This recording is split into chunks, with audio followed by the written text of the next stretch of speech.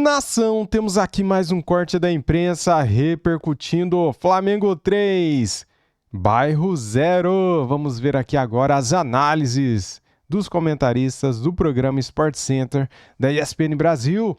Seja bem-vindo ao nosso canal, deixa o like, se inscreva e ative o sininho. Quero dar os créditos para a ESPN Brasil, link na descrição como créditos.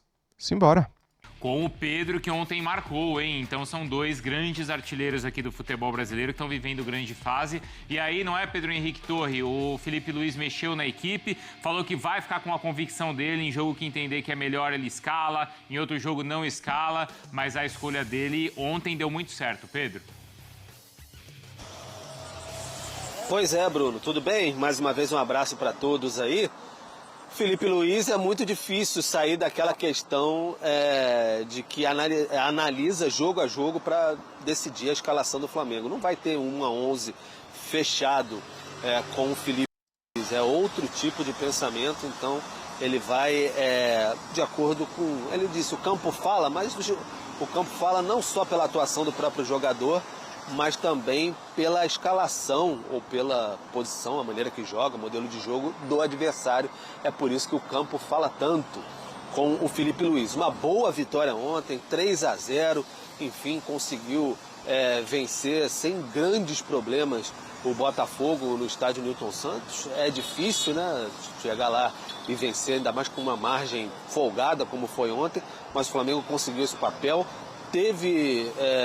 Tiveram alguns momentos assim no Campeonato Brasileiro que o Flamengo esteve muito mais à frente, mais tranquilo e tudo mais, mas agora perdeu essa dianteira e corre atrás do Palmeiras, então tem muito esse sentimento dentro do universo rubro-negro. E se aproveitou também de uma certa instabilidade que vive o Botafogo com o David Ancelotti, porque de fato a torcida do Botafogo ontem no estádio Newton Santos ficou bastante irritada, principalmente depois do 3 a 0 do Flamengo ali, vaiou bastante, enfim, chamou de time sem vergonha, um descontentamento enorme. Afinal, o Botafogo, atual campeão brasileiro e também da Libertadores, o título parece só um milagre daqueles milagrosos mesmo para acontecer, né? Então, enfim, fica muito difícil.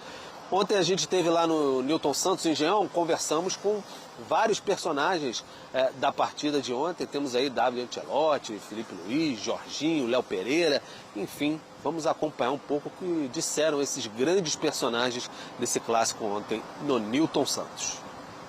Acho que temos falta de constância na maneira de competir durante todo o jogo, como fizemos na primeira etapa, hoje, e no começo da segunda. É isso. Não é tanto... Acho que outra coisa. Sei que os resultados não estão chegando. Estamos todos frustrados por isso, dentro também, mas estamos unidos. Por mais que tudo pode acontecer, o campeonato não vai ser definido nesse jogo. Temos exemplos de anos anteriores do próprio Botafogo. Portanto, temos que encarar o jogo do Palmeiras como o jogo pede, como você mesmo falou, uma final, mas como foi hoje, outra final. E daqui para frente serão todas finais. Diz muito do que foi nossos últimos dias de treinamento. Acho que a gente teve o hábito e a gente colocou em prática treinamentos muito elevados entre nós. E o reflexo foi um time bem consistente hoje dentro de campo. Não, tranquilidade você vê no resultado, né? Mas dentro de campo não foi assim. Foi um jogo duro, onde eles criaram algumas dificuldades, principalmente no primeiro tempo, com alguns contra-ataques que a gente não atacou marcando. E não foi tão fácil assim quanto o resultado demonstra. Mas foi uma vitória merecida, onde a gente criou e concretizou as jogadas que a gente criou. Então, mérito da equipe e uma vitória muito importante. Tá aí então o Jorginho falando, enfim, Léo Pereira, todos os jogadores do Flamengo, também Felipe Luiz e David Ancelotti. A situação animada ontem no estádio Newton Santos. O Botafogo não teve zona mista, então por isso não acompanhamos nenhum jogador aí falando. Mas de fato, Bruno, o Flamengo chega em boas condições para esse jogo de domingo, esse confronto direto com o Palmeiras, porque venceu bem. Agora o Botafogo, falava aqui, estava até dando uma olhada direitinho, são 18 pontos, né, para o Palmeiras. Então ficou muito complicado pensar em liderança, em qualquer coisa nesse sentido, mas o próprio G4 fica ameaçado, está a 6 pontos do Mirassol, Bruno. Tem que tentar mirar no Mirassol, de fato, né? Porque acho que liderança já não é mais a conversa aí pro Botafogo. Números do Pedro contra, então, o Botafogo. Bom, ele fez um gol, uma assistência. Duelos vencidos foram 6, hein? 4 faltas sofridas, bela nota no Bola de Prata, quase 7,9. Ô, Breiler, foi isso que fez o Flamengo, assim, voltar a vencer bem um jogo? Foi a presença do Pedro? Porque a gente cobrava ou a gente tinha expectativa em ver como o Flamengo ia aproveitar a data FIFA com todos os jogadores ali para reencontrar o melhor futebol. Reencontrou ou é a presença do Pedro que fez o Flamengo vencer bem? Não só, Bruno. Para mim, o Pedro é um jogador tecnicamente que agrega muito pela capacidade de fazer parede, as movimentações que ele gera ali na frente. É um centroavante que tem técnica, mas o Flamengo de ontem, depois que tem dificuldade no começo do jogo, se ajusta muito pela associação dos atacantes. E aí vai muito além do Pedro. O Flamengo não foi só bola no Pedro, espero que ele vai fazer, embora ele tenha tido a participação decisiva com gol, com assistência, mas houve ali a bola passando de pé em pé, de Arrascaeta, o Luiz Araújo muito ativo pelo lado direito, o Cebolinha, quando entra no segundo tempo, vai muito bem até se machucar. Se machucou de novo, hein? O eterno drama do Cebolinha. Mas o Flamengo ontem, em relação aos últimos jogos, evoluiu muito nessa associação ofensiva. O Pedro está nesse conjunto, mas eu não atribuo só a chegada dele, porque o Flamengo a gente já viu numa fase melhor com o Filipe Luiz ser muito associativo, mesmo quando jogava o Plata por ali. Quando o Filipe tentou outras formações, a proposta de jogo sempre funcionou mesmo quando o Pedro não estava em campo. Então seria injusto da minha parte falar, não, o Filipe Luiz estava dando murro em ponta de faca sem o Pedro. E eu sei que existe aqui no futebol brasileiro, até pela carência atual da posição, um apelo muito grande quando um 9 aparece, um 9 goleador diferente, que o cara... Não, esse cara é imprescindível no time, tem de jogar todas. Não necessariamente. Dependendo do adversário, pode fazer sentido trocar. Olha o Fernando Diniz com o Verratti no Vasco. Dependendo do adversário, o Verratti vai ser útil e tem jogo que não vai precisar tanto assim, principalmente quando jogar fora de casa. E para esse jogo, eu vejo que o Filipe Luiz acertou com o Pedro, observando também a característica da defesa do Botafogo. Com o Marçal ali, o Botafogo perdeu em estatura e perdeu um zagueiro de força física para disputar com o Pedro. E aí ele levou vantagem quando jogava de costas e conseguiu servir os companheiros. Mas foi só pro jogo de ontem ou não dá para ter o Flamengo sem o Pedro, Jailson? Eu entendo o ponto do Breiler, mas tecnicamente o Pedro e o Verratti... Não, claro. Não tem discussão, né? Não tem. Porque o Pedro, tecnicamente, né, com a bola no chão, entrega muito mais do que o Verratti. Mas é que no Flamengo, Jailson, tem opções, como o Plata, por exemplo, que tornam o ataque mais móvel. Claro. Então, eu entendi, inclusive a sonora do Filipe Luiz, né, depois das convicções e tal, eu entendo quando ele fala isso. Eu só não entendo quando ele demora para trocar quando a convicção dele não dá certo. Entendi. Às vezes ele demora para reagir, é isso? Tá. Esse é o único ponto para mim. Eu concordo com ele. Tem jogo que é melhor para um cara de velocidade, um cara de mais mobilidade, que é o caso do Plata, que pode fazer aquela função também, e o Bruno Henrique também. Só que o Bruno Henrique hoje, tecnicamente, para mim, está numa fase inferior aos outros dois. Eu entendo essa parte perfeitamente, até porque o Filipe Luiz que é o treinador, né? A gente está aqui conversando sobre. E só que, quando ele demora um pouco a mais, por exemplo, tem a ausência, o Flamengo fica naquele arame liso, tocando de um lado para o outro, e falta algum 9, e aí eu acho que ele teria que agir mais rápido. Que aí foi o jogo contra o Cruzeiro que a gente falou sobre isso. Acho que foi. Concordo 100% com o Jailson, cara, nessa análise dele. Tem hora que o Filipe Luiz demora demais para perceber, para mudar o jogo, né? Faltava um 9, o time entrou sem 0-0, entrou sem centroavante, várias vezes o Plata ali rodeando, faltava um centroavante, enfim, algumas outras ocasiões. Ontem, como o Breiler falou, era um jogo realmente de imposição física, até porque o Marçal bate na cintura do Pedro, e o Pedro muito bem na hora de organizar o jogo. Eu acho que o jogo de ontem, sim, pro Flamengo, que sofreu no início, com o encaixe que o Santi Rodrigues conseguiu ali fazer pelo lado esquerdo, o Santi Rodrigues puxando para dentro e o Cuiabano com o corredor aberto, a parte, para mim, o ponto principal foi cada um na sua função. Luiz Araújo, canhoto lá, aberto pelo lado direito, que era uma situação que o time já estava acostumado. a dinâmica dos outros jogadores. Eu nem digo os jogadores com a bola. A dinâmica dos outros caras. Por exemplo, o Carrascal, ele quando estava jogando aberto pelo lado direito, ele é destro. Então ele já tinha outra dinâmica quando ele cortava para dentro. Já não tinha o pé bom. Então acho que todo mundo ali, cada um na sua função, Everton Araújo protegendo a frente da zaga, liberando um pouco mais o Jorginho para segundo volante. Ontem o Alexandro, às vezes, fazendo ultrapassagem pelo lado esquerdo. O Lino lá pelo lado esquerdo também aberto. Não foi brilhante, mas enfim, estava lá aberto pelo lado esquerdo fazendo a dele. E o Pedro, ora fazendo a função de centroavante, mesmo pisando na área, e como a gente viu no segundo gol, às vezes dando um passo para trás para fazer a organização com a Arrascaeta. Mas essa dinâmica é fruto do trabalho nesses dias sem jogo? Você acha que é? Eu acredito que sim, tem um pouco mais de tranquilidade. O Felipe aproveitou bem. O Flamengo continua criando oportunidades, só que perdia muito a posse da bola às vezes. Essa dinâmica de ter a posse de bola mais do que o adversário, isso é algo que a gente já vê constantemente no time do Flamengo.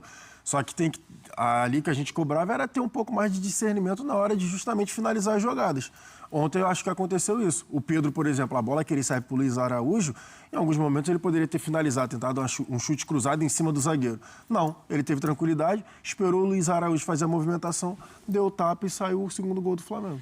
Pedro Henrique Torre, apesar da vitória, teve muita reclamação de arbitragem. Qual que foi a principal reclamação? É a questão daquele pênalti que a gente viu, questão de faltas invertidas, de critérios. Qual que é a bronca rubro-negra?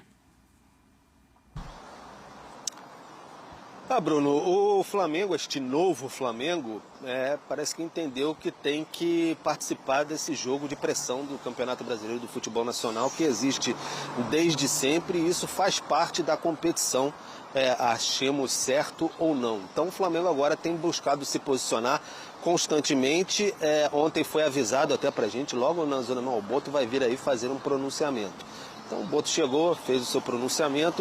O Flamengo reclama bastante de um pênalti possível do Alan no Luiz Araújo, ainda na primeira etapa ali, uma entrada, um pisão no pé, enfim, tem até houve o áudio do VAR, etc. E também de um lance do Cuiabano, se eu não me engano, com o Emerson Royal. O Emerson Royal acaba levando uma pancada na canela ali, o Flamengo entende que o VAR poderia chamar para o vermelho. Então o Flamengo está incomodado com isso, mas tudo, Bruno e amigos, é um jogo de bastidores já, que o Flamengo entende que precisava participar, entrar nessa ciranda aí, porque senão ia ficar para trás. É o jogo jogado, repito, gostemos ou não. Então, o Boto falou ontem sobre isso, e aí depois o Felipe Luiz também, na coletiva de imprensa, foi questionado. Aliás, só um parênteses, o Felipe Luiz, geralmente muito calmo, tranquilo, na beira do gramado, muito irritado com as questões de arbitragem, onde chegou a arremessar uma garrafa em um determinado lance que ele achou que tinha sido pênalti, mas a bola bateu, acho que no Marçal, um cruzamento, bateu na barriga dele, então estava bem irritado com a arbitragem. Já acho que isso é o acúmulo dos últimos jogos que o Flamengo se sente prejudicado. Então vamos ouvir agora Boto e Felipe Luiz sobre essa questão do apito. Não é uma coisa que eu gosto, mas eu não me posso calar enquanto o Flamengo é prejudicado desta forma. E não é o facto do resultado ter sido positivo que nos vai fazer calar. Um lance de penalti claríssimo, que o árbitro pode não ter visto, mas o VAR tem que intervir. E não intervém porquê? Nós queremos essa resposta. Porquê é que o árbitro não intervém num lance destes? Porquê é que a entrada sobre o Emerson Royal, que é também passível de o VAR chamar para expulsão do jogador, e o VAR não intervém? Até quando é que vamos ver coisas destas, e sempre contra os mesmos, sempre contra o Flamengo? E enquanto isso acontecer, eu não me vou calar e vou vir aqui falar de coisas que eu não gosto, que é a arbitragem, mas vou ter que vir, porque alguém tem que falar sobre isto. Em todos os jogos está acontecendo, isso é muito mais difícil, que os jogadores mantenham o foco nos 90 minutos, sendo que não só os lances capitais. O que está me preocupando são as 10, 12 faltas erradas durante o jogo. Isso que me preocupa, e manter meus jogadores no jogo, esse para mim é o maior desafio. Tá, então, Felipe Luiz falando sobre faltas, etc. Mas, eu repito, como teve no lance de um possível pênalti, ontem que acabou constatado que foi na barriga, na cintura do Marçal, a bola cruzada na área, ele chegou a tirar uma garrafa longe assim, e revoltado mesmo, o Felipe Luiz, que até dentro de campo quando era jogador, era um cara bem tranquilo. Mas é toda essa movimentação aí e o Flamengo tentando se manifestar, até porque, por exemplo, o Boto e o Departamento de Futebol começa a ser cobrado por se manifestar também. Tudo se intensificou depois daquele São Paulo e Palmeiras no Morumbi. Bruno Vicari. Mas tem que reclamar, né, galera? O pênalti não dado para o Flamengo em cima do Luiz Araújo é um absurdo, né, cara? O que o VAR tá fazendo lá? Dormindo? Só pode, né? Treta toda. A gente vai continuar falando sobre isso, tá, Pedro? Continua aí, mas antes eu quero ouvir o Carlos Eugênio Simon, como ele interpretou, o nosso comentarista de arbitragem, esse lance, pelo menos essa questão envolvendo o pênalti que não teria sido marcado contra o Flamengo. Vamos lá, Simon.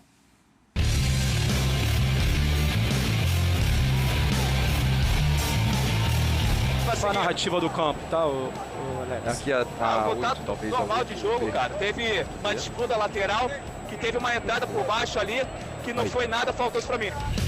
Nada faltoso, né? O cara é muito fraco, né, velho?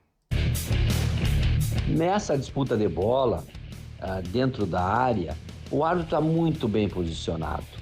E a jogada seguiu. Na minha opinião, não houve a penalidade máxima. Puta que pariu! Eu ouvi isso de um ex-árbitro. É o fim do mundo, né, cara? Tá certa a decisão do árbitro e o VAR também não tem que se meter nesse tipo. Puta merda, bicho. O que a gente faz nesse país, cara?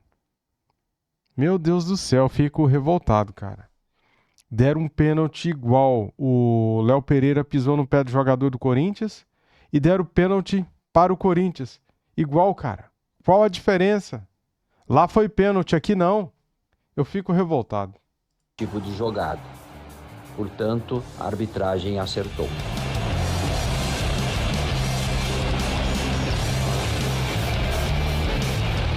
Que análise.